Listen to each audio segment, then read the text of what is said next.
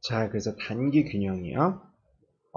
우리가 시장 구조 이론 또는 시장 조직 이론에는 우리가 두 가지를 기본적으로 분석하거든요. 처음에는 그래서 주어진 가격과 기업의 생산량의 이런 관계, 만약 주어진 관계가 있으면요. 그 둘 간의 관계에서 과연 기업의 공급 곡선은 어떻게 되는 건지 그걸 먼저 분석하고요. 두 번째는 그러면은 시장의 수요 함수는 우리가 소비자 이론에서 어떻게 유도하는지 우리가 공부를 했죠. 그거랑 공급 곡선 간의 관계에서 가격이 과연 시장에서 어떻게 결정되는지. 자, 그걸 이제 균형 분석이라고 이제 우리가 얘기하거든요. 그러니까 우리가 기업의 이윤 극대화를 통한 공급 곡선의 도출, 그게 하나 포함되어 있고요. 두 번째 주제는 만약 공급 곡선을 도출했으면 주어진 시장 수요 함수랑 이제 어떻게 연관이 있어서 둘 간에서 가격이라는 게 시장에서 어떻게 결정되는지 그 균형 분석 두 가지가 있어요. 근데 우리가 균형 분석을 할 때는요, 다음과 같이 세 가지로 어떤 기간을 구분해줘요. 일단 초단기가 있거든요. 일단 우리가 생산자 이론에서는 단기랑 장기를 구분하는 거는 기본적으로 어떠한 생산 요소가 고정되어 있는지 그 여부에 의해서 우리가 구분을 해줬죠. 균형 분석에서는 다음과 같이 이렇게 세 가지로 우리가 어떤 피리어드를 이렇게 나눠주는데요. 일단 첫 번째는 초단기 또는 시장기라고 하는데요. 자, 이 초단기에서는 어떠한 상황을 묘사하는 거냐면은 길이가 정말 짧아가지고 상품의 공급량이 완전히 고정되어 있을 경우. 그러니까 공급자 측면에서 이 공급 곡선이 어떠한 생산량 Q에 의해서 이렇게 딱 정해져 있는 거예요. 한마디로 가격이 지금 상승한다 하더라도요. 시장에 이미 벌써 물건을 생산해 놓은 상황이라는 거죠. 그래서 가격의 그 변화에 따라서 공급량이 전혀 시장 전체의 공급량이 변화할 수 없는 상태요. 그걸 우리가 이제 초단기라고 해요. 공급 곡선이 이렇게 수직선이거든요. 자, 이렇게 수직선이라는 거는 공급 곡선이 가장 비탄력적인 거죠. 완벽하게 인일라스틱 하는 경우죠. 자, 이럴 경우에는 기본적으로 가격이 어떻게 결정되는지 한번 보면요. 가격은 시장 수요 함수에 의해서 결정이 돼요. 시장 수요 함수가 현재 여기라고 하면요. 가격은 P스타가 되는 거죠. 균형 가격은요. 두 공급 곡선과 수요 곡선이 만나는 점에서요. 자, 왜 균형 가격이 여기서 결정되는지는 우리가 경제학 원론 시간에 공부한 적 있죠. 만약에 균형 가격이 이거 이상이면은 그럴 때는 초과 공급이 발생하죠. 추가 공급이 발생하기 때문에 안 되고요. 그 다음에 아래쪽으로 만약에 가격이 결정되어 있을 경우 초과 수요가 발생하기 때문에 그러면 이제 안 되는 거죠. 그래서 공급자나 생산자 둘 다 한마디로 생산 플랜이나 소비 플랜을 변화시키지 않는 그러한 가격은 여기 딱 P스타에서 공급이랑 수요가 일치하는 점에서 결정이 된다는 거예요. 자, 근데 이 기본적으로 균형 가격은 만약에 이렇게 공급 곡선이 완전히 비탄력적일 때요. 가격은 수요 곡선에 의해서 결정이 된다는 거예요. 수요 곡선이 위로 움직이면 가격이 위로 뛰고요. 그 다음에 아래로 움직이면 아래로 이제 가격이 이제 하락하는 거죠. 반면에 생산량은 공급 곡선에 의해서 완벽하게 결정이 되죠. 공급 곡선이 현재 여기에 딱 박혀 있으면은 시장에서 거래되는 건 딱 Q스타로 딱 박혀 있는 거죠. 왼쪽으로 움직이냐 오른쪽으로 움직이냐에 따라서 자, 그 시장에서 거래되는 게 이제 그 거래량이 결정이 돼요. 자, 그래서 초단기는 바로 이렇게 완전 수직선의 공급 곡선을 특징으로 하고 있다는 거예요. 그 다음에 두 번째, 단기는 뭐냐면은 기존 기업의 산출량의 변화를 통한 공급의 반응은 가능해도 한마디로 기존에 생산하고 있는 기업은 이제 단기에서는 가격에 따라서 산출량을 변화시킬 수 있어요. 그러니까 가격에 따라서 공급이 반응을 해요. 하지만 잠재적인 경쟁자들이요. 그 사람이 새롭게 시장에 들어오기에는 시간이 부족한 게 바로 단기예요. 또는 이탈도 불가능해요. 그러니까 기존 기업이 기본적으로 생산을 아예 안 할 수는 있어요. 아예 안 할 수는 있어도 완전 생산을 접고 시장에서 완전 이탈하는 그런 때까지 걸리는 시간은 없는 거예요. 단기에서는. 그러니까 기본적으로 기존에 생산하는 그런 기업 같은 경우에는 만약에 우리 생산 안 하겠다. 그럼 잠깐 셧다를 내린다는 거죠. 한마디로 셧다운하는 거지. 잠깐 셧다운하는 거지. 그러니까 한마디로 고정 비용은 계속 지출되는 그런 의미죠. 그래서 완벽한 이탈은 불가능하다는 거예요. 그리고 이제 마지막으로 장기는 뭐냐면은 이런 진입과 이탈 역시 전부 다 가능한 거예요. 자, 그래서 우리가 공급자 이론에서 단기랑 장기랑 나눠준 거랑 아예 관련이 없는 건 아니죠. 왜냐면은 우리가 공급자 이론에서 단기랑 장기를 나눠준 거는 자본을 컨트롤할 수 있는지 없는지 그 여부였는데 그 자본에는 그 공급 생산 활동이 발생되는 어떤 공간, 그런 시설 같은 거요. 그게 거기에 포함되어 있죠. 우리가 이탈을 하기 위해서는요, 그 어떤 생산 활동이 이루어지는 그 빌딩 같은 거를요, 완전히 처분을 해야 되거든요. 근데 그 처분하는 데는 시간이 걸리게 되죠. 그건 결국에 우리가 공급자 이론에서 단기에서 자본량을 변화시킬 수 없는, 한마디로 그 빌딩을 팔거나 새로 구입할 수 없는, 아니면 새로 렌트를 하거나요. 그런 데는 시간이 걸리니까요. 그거랑 밀접한 관련이 있어요. 하지만 이제 결과적으로 정의에서 이제 차이가 있는데요. 균형 분석을 할 때 단기라는 거는 진입과 이탈이 불가능한 거, 장기는 그런 게 이제 가능한 거예요. 자, 그래서 단기에서 우리가 초단기는 기본적으로 분석할 게 없는 거죠. 왜냐? 공급 곡선이 지금 딱 정확히 박혀 있으니까요. 그래서 균형 가격이 어디서 결정되는지, 그 다음에 생산량 거래량이 어디서 결정되는지 그걸 금방 알 수 있는 거죠. 근데 이렇게 우리가 시간을 좀 더 이렇게 단기를 분석하거나 또는 장기를 분석하거나, 한마디로 이 피리어드가 길어지면 길어질수록 공급 곡선이 이제 약간 가격에 관해서 탄력적으로 움직인다는 거 우리가 예상할 수가 있죠. 단기 같은 경우에는, 초단기 같은 경우에는 공급 곡선이 이렇게 수직선. 근데 이제 한마디로 기존 기업은 가격에 따라서 플랜을 바꿀 수가 있어요.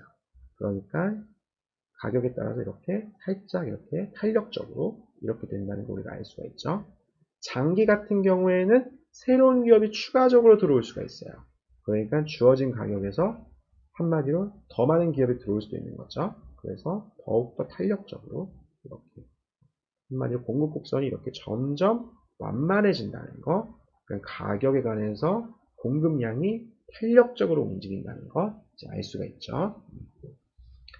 자, 그래서 우리가 초단기는 따로 분석할 게 없고, 자, 일단 단기에서부터 한번 분석해 볼게요. 단기라는 건 아까 전에 얘기한 것처럼 지금 현재 생산 활동하고 있는 그 생산 업체들만, 그 기업들만 이제 생산을 하고 추가적인 진입과 아니면은 현재 존재하고 있는 기업의 이탈, 이런 건 이제 우리가 고려하지 않는 거죠. 자, 근데 완전 경쟁이라는 그거 가정 하나 갖고서 우리가 일단 완전 경쟁이라는 시장 구조를 가진 상태에서, 그런 시장 구조 하에서 기업이 과연 단기에서 어떻게 공급을 하고 있는지 먼저 알아볼게요. 자, 어떻게 공급할지는 기본적으로 우리가 예전에 이건 이미 한 건데 이윤극대화죠.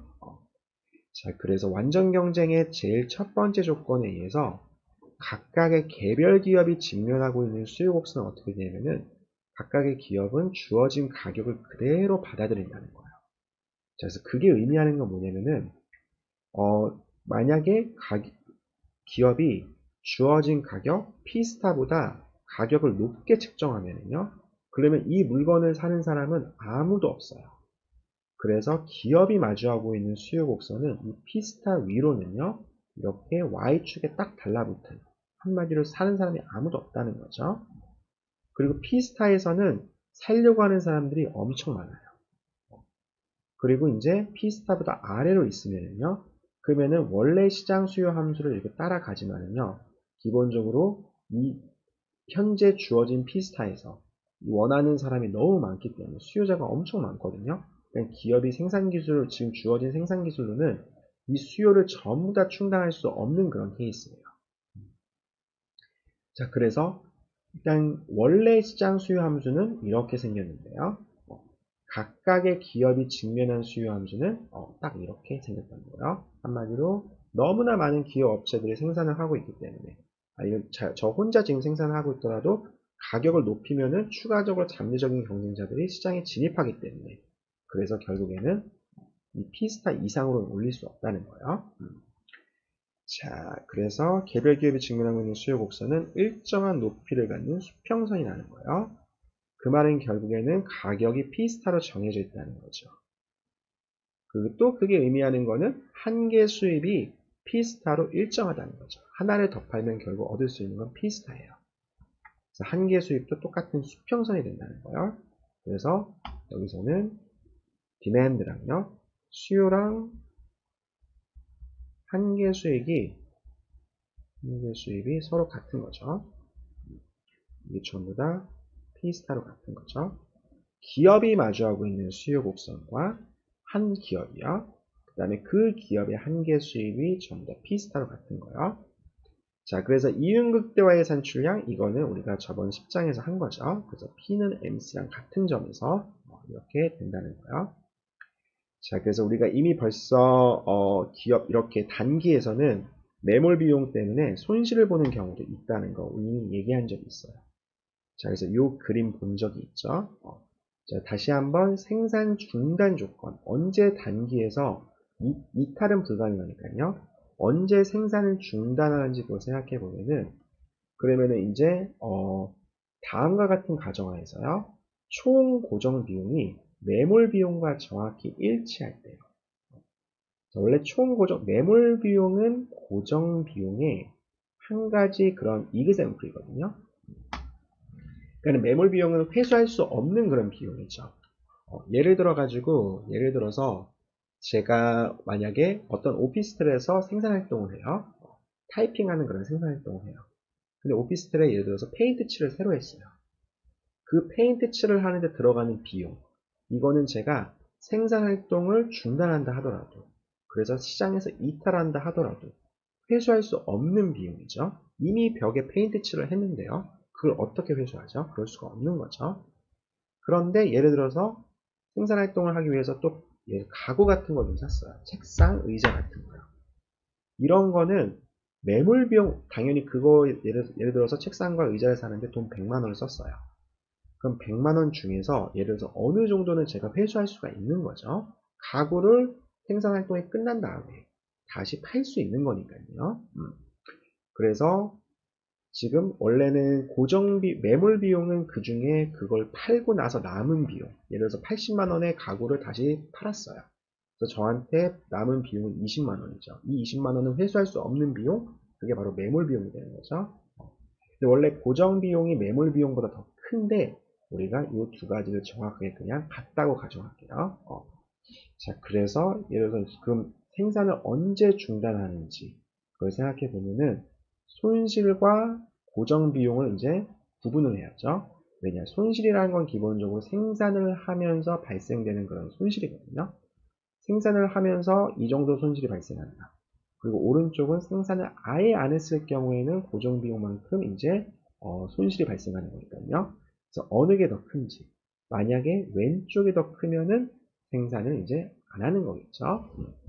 자, 그래서 우리가 왼쪽 손실이라는 건 기본적으로 비용에서 총 비용에서 총 수익을 빼준 건데요.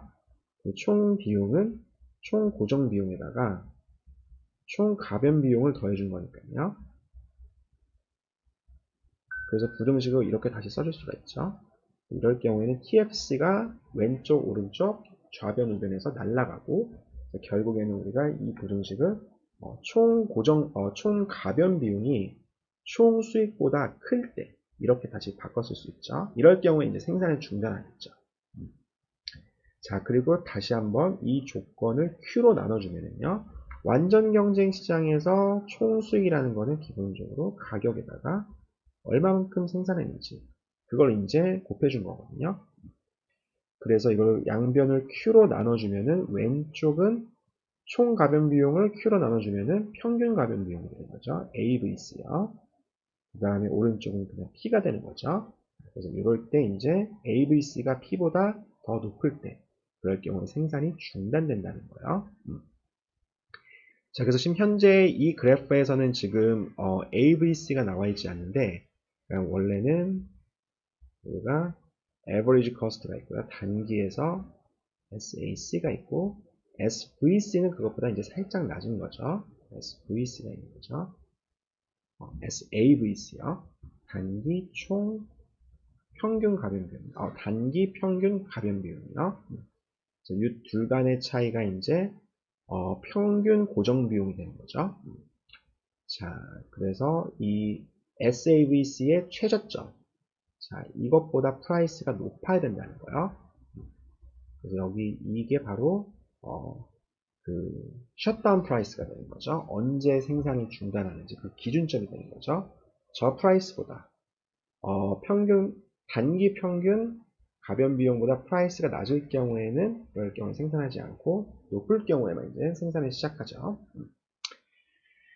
자, 그래서 이렇게 된다는 거예요. 자, 나와 있고, 자, 그 다음에 기본적으로 P랑 MC랑 만나는 점에서 생산량이 결정되는데, 그러니까 한마디로 이 MC가 그러니까 한계 비용 곡선이 기업의 공급 곡선을 의미한다고 우리가 생각해 줄 수 있어요. 그러니까 우리가 지금 만약에 MC가 지금 이렇게 주어져 있다. 여기 MC가 이렇게 주어져 있죠. 한계 비용 곡선이 이렇게 주어져 있는데, 만약에 가격이 지금 현재 P로 이렇게 딱 주어져 있어요. P스타로 주어져 있을 경우, 이 주어진 가격에서 그러면 얼마만큼 생산하는지요? 각각의 기업이요. 이만큼 생산한다는 거 알 수가 있죠. 그러니까 이 MC가 기본적으로 공급 곡선이 된다는 거 알 수 있어요. 자, 이렇게 공급 곡선이 된다는 거 알 수 있고, 근데 문제는 만약에 P랑 MC랑 만나는 점에서 이제 기업의 이윤 극대화 그 산출량이 결정이 되는데, 이걸 만족하는 산출량이 여러 개일 경우에는 그럼 과연 어떻게 되는지 한번 생각해 보면요. 자, 그래서 예를 들면은 지금 총 비용 곡선이 자, 이런 다항식으로 나와 있어요. 이거 저희 과제에서 한번 본 거거든요. 과제에서 지금 여기 나와 있는 거, 지난 과제에 나와 있는 거 제가 그대로 갖다 옮겨 쓴 건데, 자, 이렇게 총 고정 비용이 나와 있다. 그러면은 여기서 이제 우리가 한계 비용을 어떻게 구해줄 수 있냐면은 미분해서 우리가 구해줄 수가 있죠. 그래서 Q의 3승은 3의 Q의 제곱이 되고요. 두 번째 거는 4Q, 마지막 거는 5가 되죠. 6은 날라가고요. 자, 여기서 만약에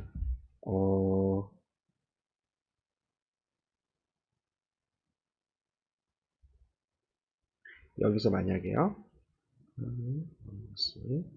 만약에 프라이스가 6이라고 한번 해볼까요? 자, P는 6이라는 거랑 한번 우리가 비교해 보면요. 자, 그러면은 현재 지금 시장 가격이 시장 가격이 6으로 주어져 있어요. 그러면은 우리가 이윤극대화하는 산출량을 우리가 구하기 위해서는 6하고 이 한계 비용을 서로 이제 같다고 만들어 놔야 되죠. 이렇게 방정식을 세우고 나서 그 다음에 이거를 Q에 관해서 풀어줘야 되는데요. 그러면은 마이너스 1이 나오네요. 마이너스 1이 아니고 프라이스가 4라고 할게요. 시장 가격이 4라고 하면은 시장 가격이 예를 들어서 4다. 그럼 플러스 1 되니까요. 자, 이거 제로가 되는 거죠. 자, 이게 이제 인수분해가 가능하죠. 3Q 마이너스 1, 그 다음에 Q-1이요. 이런 식으로요. 자, 그래서 지금 P랑 MC를 만족하는 산출량이 이렇게 두 가지가 나와요. Q는 3분의 1, 그 다음에 Q는 1이요. 자, 이렇게 두 가지가 나오거든요. 그런데 우리가 이 둘 중에서 과연 그럼 어떤 게 이윤 극대화하는 산출량인지 그걸 생각해 줘야죠. 자, 이게 나와 있는 게 바로 이 그림에 묘사된 거예요. 보통 MC는요, 한계 비용은 처음에 고정 비용이 충분히 크면은요, 왜냐면 MC 제로는 무슨 말이냐면 고정 비용이거든요. 이 고정 비용이 충분히 크면 이렇게 U자의 그 모양을 갖게 되거든요. 그래서 처음에 고정 비용이 이제 점차 그 차지하는 포지션이 줄어들면서 한계 비용이 줄어들다가 다시 이렇게 이제 치고 올라가거든요. 그럴 경우 만약에 가격이 지금 여기 주어진 것처럼 이렇게 가격이 정해져 있으면요. 그러면은 이 P랑 MC랑 만나는 산출량이 두 개예요. 그렇죠? 이 둘 중에 우리가 이윤을 극대화하는 산출량은 여기 첫 번째 이 Y1이라고 나와 있는 이 산출량이 아니고 두 번째 Y2여야 되죠. 왜냐면은 지금 처음에는 Y1에서는 비용이 계속 점점점 쌓이다가 여기서 이제 어느 정도 꺾이는 거죠. 그러니까 여기서 이제 손실이 극대화되는 거고요. 여기 두 번째, 비용이 아래에 있고 프라이스가 위에 있을 때, 그럴 때 이제 한마디로 이제 계속 레베뉴가 계속 쌓이면서 이제 어느 정도 쌓이다가 이제 내려가는 거죠. 한마디로 여기 Y2에서 이제 이윤이 극대화된다는 거 우리가 알 수가 있어요. 이윤이 극대화되는 산출량은 어디서 결정되냐면요. 이렇게 P랑 MC를 만족하는 산출량이 여러 개일 경우에는요. 바로 MC가 증가하는 부분에서 결정이 된다는 거예요. 자, 그래서 Q랑 3분의 1, Q1 나왔죠. MC가 과연 증가하고 있는지 아닌지 그걸 보기 위해서는 우리가 MC를 한 번 더 미분해 줘야죠. 자, 그래서 이걸 미분해 주면은 6Q, 그 다음에 마이너스 4죠. 자, 그래서 Q가 3분의 1일 때는, 자, 한계 비용을 한 번 더 미분한 게, 한계 비용의 도함수가 무슨 값을 갖냐면은, MC 프라임 3분의 1은요, 6에다가 3분의 1 곱해주고 4를 빼주면은 마이너스 2라는 걸 알 수 있죠. 0보다 작아요. 그 말은 3분의 1이라는 점에서는 한계 비용 곡선이 이렇게 감소하고 있다는 걸 알 수 있죠. 이렇게 왼쪽처럼요. 이거 이렇게 여기 그림에 나와 있는 것처럼 감소하고 있는 걸 알 수 있어요. 자, 오른쪽 1에서는요. MC 프라임은 6-4니까 자, 이제 0보다 크다는 걸 알 수 있죠. 그래서 이윤극대화하는 이윤극대화하는 산출량은 3분의 1이 아니고 1이라는 걸 알 수 있어요.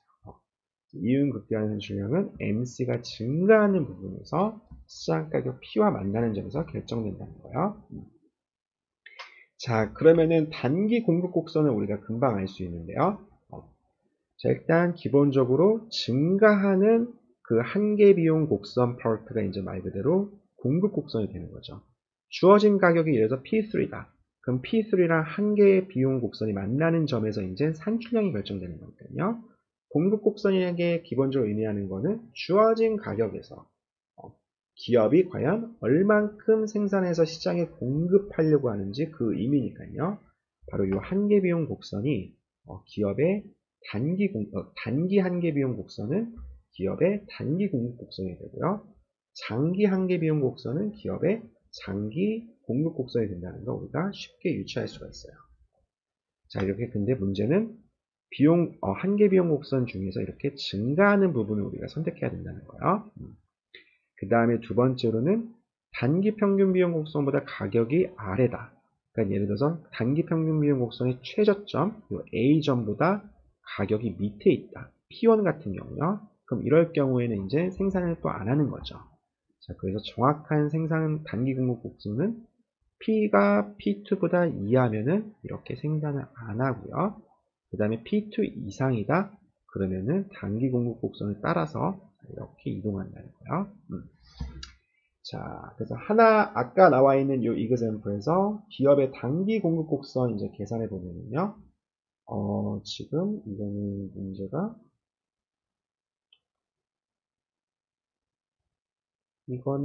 문제가 이건 문제가 약간 좀 복잡할 것 같은데요. 자, 아까 MC는 3Q의 제곱 마이너스 4Q 더하기 5였죠. 자, 이거랑 프라이스랑 같다고 놓은 다음에 이걸 이제 Q에 관해서 풀어줘야 되는데, 이거 근해 공식 나오겠네요. 그래서 5-P 해주면은 이거 Q는 이거 제가 example 좀 잘못 설정한 것 같아요. 그래서 B제곱 4에다가 마이너스 AC 자, 이렇게 나오겠죠? 이렇게 나오겠죠? 자, 이거 마이너스는 아까 전에 얘기한 것처럼 MC가 감소하는 부분이라서 우리가 채택하면 안 되고, 이거 플러스인 점만 이렇게 선택해야 되거든요. 근데, 자, 요거 대신에요. 자, 요 example 대신에, 죄송해요. 이거는 제가 이렇게 해서 이제 공급 곡선이 결정되는 건데, 이거 대신에 제가 다른 걸로 할게요. 좀 간단한 거요. 왜냐면 일단 이해를 해야 되니까 간단한 걸로 할게요. 그 총 공급 곡선이 총 비용이 3의 Q의 제곱 플러스 2인 거예요. 자, 요거 한번 생각해 볼까요? 하나 Q Q 플러스 4요. 이런 거 한번 생각해 볼까요? 자, 요거 생각해 보면은 지금 이 형태로 봐서 뭐가 가변 비용이고 고정 비용이 나오죠. 자, 요게 가변 비용 T VC가 되고요. 이게 고정 비용 되는 거죠. fixed cost요. 자, 이렇게 나오고, 자, MC는 어떻게 보여줄 수 있냐면은 미분한 거 6Q 플러스 2요. 자, 이렇게 나오죠. 그 다음에 이거랑 P랑 같다고 놓은 다음에, 자, 그러면은 6Q는 P-2니까요. Q는 P-2 나누기 6. 자, 간단하게 나오죠. 자, 여기서 보면은 왼쪽에 6Q 플러스 2, 이거 Q에 관해서 항상 증가하는 직선이라는 걸 금방 알 수 있죠. 자, 그래서 이 전체가 이제 한마디로 증가하는 부분인데요. 아까 얘기한 것처럼 MC 전체가 공급곡선이 되는 게 아니고 우리가 AVC 밑에 있는 거는 잘라줘야죠. 근데 TVC가 이렇게 주어져 있으니까요. 자, 여기서 그 AVC 평균 비용 곡선은 어떻게 되냐면은 저 TVC 이 두 가지 텀을 우리가 잘라낸 다음에 이걸 Q로 나눠줘야죠. 그러면은 3Q 그 다음에 플러스 2니까요. 플러스 2니까요. 자, 이거의 최저점 어디냐면은 Q가 제로일 때 최저점이 되죠. 자, 그래서 Q가 제로인 한마디로 이거의 최저점, 그러니까 AVC의 최저점은 항상 2죠. 2보다는 항상 AVC가 높으니까요. 그러니까 이거 그림으로 그려주면 더 간단한데 지금 Q가 이렇게 주어져 있고 2인 상태에서요. MC는 이렇게 기울기가 6으로 증가하고 있고요. 그 다음에 AVC는 이렇게 증가하고 있죠. 기울기가 3이요. 그래서 만나는 점 딱 여기니까요. 결국에 기업의 공급 곡선은 프라이스가 2보다 낮을 때는 기업 이제 그 공급 안 하고요. 그 다음에 2보다 높을 때는 이렇게 MC를 따라서 이렇게 증가하는, 자, 요게 이제 요 녹색으로 이렇게 하이라이트된 부분이 이제 공급 곡선을 얘기할 수가 있죠. 자, 그래서 지금 기업의 단기 공급 곡선, 단기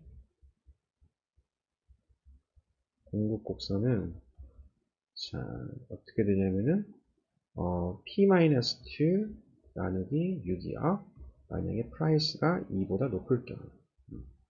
그리고 그렇지 않을 경우에는 이제 프라이스가 2보다 작을 경우에는 이제 생산을 안 하는 거죠. 자, 그래서 각각의 가격별로 이윤을 극대화하기 위해서 얼만큼 단기에서 공급해야 되는지 단기 공급 곡선 이렇게 구해줄 수 있고요.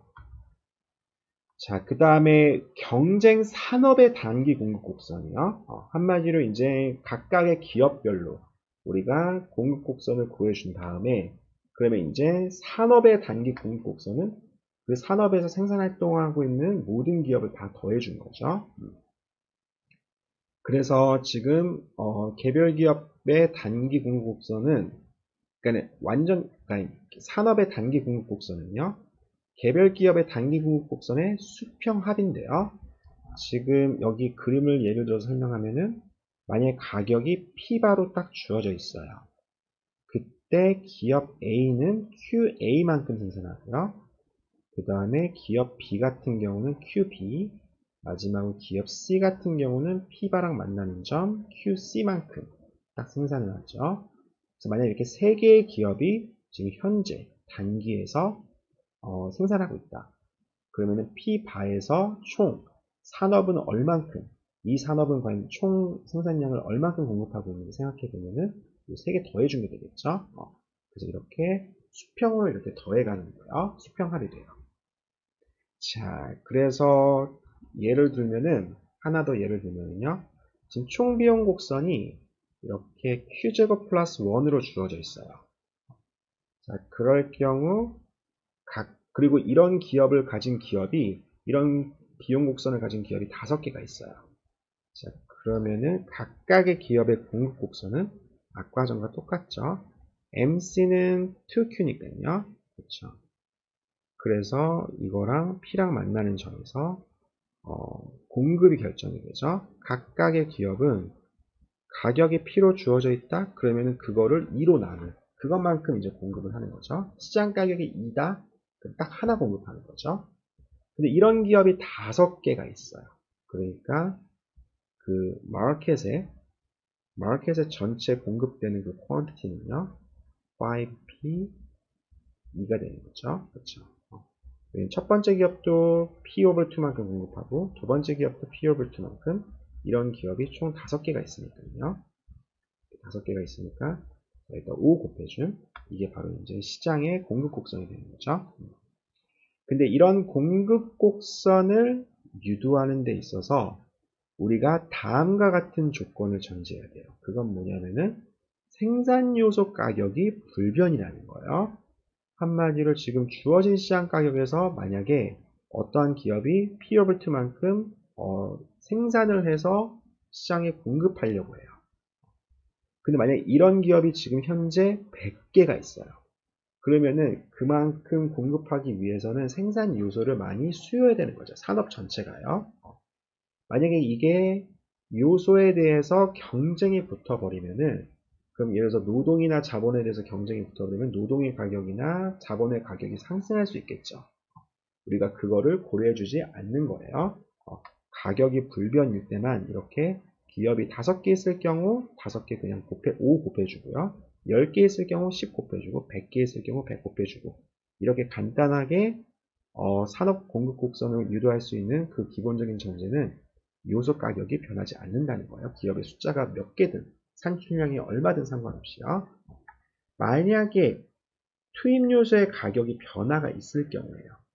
그러니까 프라이스가 증가하면 증가할수록 요 세 가지 기업이 생산하려고 하는 그 산출량은 당연히 증가하겠죠. 그래서 원래는 생산 요소의 가격이 변화가 없을 때에는 여기 S랑 S로 딱 연결되어 있는 파란색 곡선이었는데 만약에 투입 요소의 가격이 상승한다. 그럴 경우에는 가격이 상승하면서 기업이 그만큼 많이 공급하려고 하니까요. 그 말은 투입 요소에 대해서 수요를 많이 한다는 거죠. 투입 요소의 수요가 증가하면 증가할수록 요소 가격이 상승한다. 그럴 경우에는 이제 비용이 많이 들어가는 거니까요. 예전에는 이만큼 공급하려고 했던 걸 이제 좀 줄여주는 거죠. 그래서 비용이 그만큼 상승했으니까요. 요소 가격이 그렇게 변화하게 될 경우에는 공급 곡선이 이렇게 약간 좀 비탄력적으로 이렇게 변하게 되는 거죠. S'처럼요. 점선처럼요.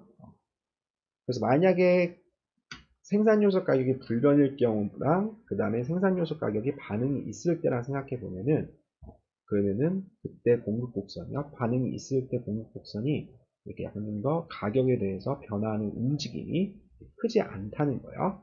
그래서 비탄력적이 된다는 거. 자, 그래서 단기에서 균형은 어떻게 결정되는지 생각해 보면은 시장 수요 곡선과 공급 곡선이 만나는 점에서 이제 균형 가격이 이제 결정이 되는 거죠. 그래서 기본적으로 이 주어진 가격에서 각각의 기업은 단기에서는요, 만약에 생산활동을 한다. 그러면은 이윤을 발생해야지 생산활동을 하는 거죠. 손실이 발생하면은 Q는 제로가 되거든요. 그래서 이윤을 계산하는 방법, 이것도 우리가 여러 번 얘기했죠. 자, 이 사각형 넓이에서 이 사각형 넓이만큼 이제 이윤이 발생하게 돼요. 주어진 시장 가격에서 얼만큼 생산하는지 단기 한계 비용 곡선과 만나는 점. 자, 그래서 이 SMC가 기본적으로 개별 기업의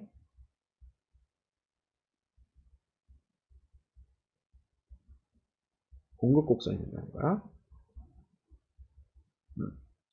자, 그래서 지금 여기서 딱 F점에서 이제 생산량 결정해가지고 그 다음에 발생되는 이유는 이 노란색 넓이만큼이요. 자, 그래서 이거는 이렇게 되고요. 그 다음에 우리가 한 가지 컨셉을 제가 마지막으로 얘기하면은 이 세 번째 비디오에서요. 이윤과 생산자 잉여를 이제 우리가 구분해 줄 필요가 있는데요. 우리가 소비자 이론에서 소비자 잉여를 어떻게 정의했냐면은 만약에 시장에서 P스타라는 가격에 Q스타만큼이 물건이 있어요. 소비자가 P스타라는 가격에 Q스타만큼 물건을 구입을 했어요. 이런 거래로부터 발생되는 추가적인 이득이요. 소비자한테 돌아가는 이득을 우리가 소비자 잉여라고 얘기를 했죠. 마찬가지로 저런 거래를 성사시켰을 때 생산자한테 얼만큼 이득이 돌아가는지 그거를 우리가 생산자 잉여라고 정의해 줄 수가 있어요. 그래서 생산자 잉여는 가격을 이렇게 딱 그어주면요. 수평선을 딱 이렇게 가격을 표시해 주고 나서 그 다음에 이 공급 곡선 사이의 면적이라고 얘기할 수 있거든요.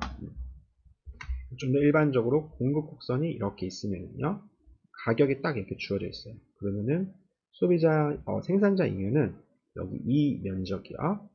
이 면적이 바로 Producer Surplus PS가 되는 거죠. 자, 이 생산자 잉여는 기본적으로 저렇게 생산활동을 함으로써 과연 생산자가 얼만큼 추가적인 이득이 발생했는지요. 그걸 매주한 건데 그거랑 기업의 이윤, 생산자의 이윤과는 어떠한 관계가 있는지 당연히 이제 밀접한 관련이 있는데요.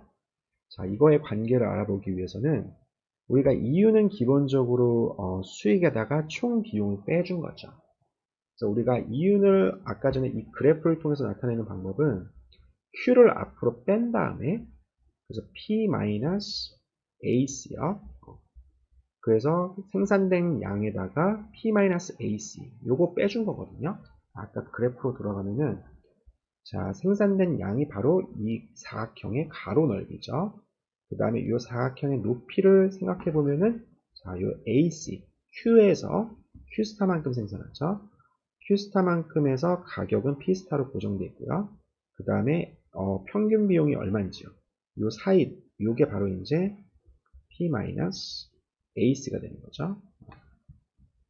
자, 그래서 요걸 서로 곱해 준 게, 그게 바로 이제 이윤이 되는 건데, 자, 이거랑 가격과 공급 곡선 요 사이에 형성된 요 삼각형의 넓이랑 무슨 관련이 있는지 한번 생각해 보면은, 자, 우리가 그거 있죠.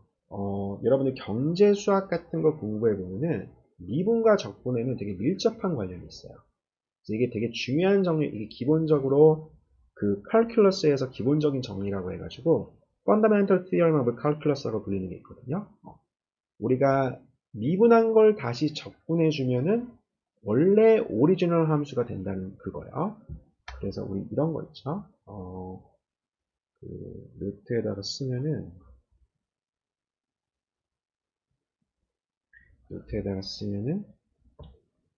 이거요. F 프라임 이거를 예를 들어서 0부터 예를 들어서 y까지 적분을 하면은요. 그러면 이건 fy f0가 된다는 거야. 자, 이런 조건이 있죠. 원래 이걸 이용해서 우리가 이윤을 다시 어떻게 써줄 수 있냐면은 이윤은 이건데요. 원래 이건데 PQ는 기본적으로 뭐냐면은 P를 0부터 그냥 DS라고 할까요? 그냥 X라고 할게요. 0부터 Q까지 적분해 준 거예요. 그렇죠? 그리고 부정적분이라는 건 기본적으로 뭐냐면은 지금 P는 이렇게 수평선인데요. 자, 이걸 0부터 Q까지 이렇게 적분해 줬다는 거는 이 직선 밑에 있는 이 면적, 저 직선과 X축 사이에 있는 X축 사이에 있는 거요. 이거의 면적이죠. 그게 바로 부정적분이거든요. 이거 제가 고등학교 때 요즘 이런 부정적분을 공부하는지 제가 잘 모르겠는데요.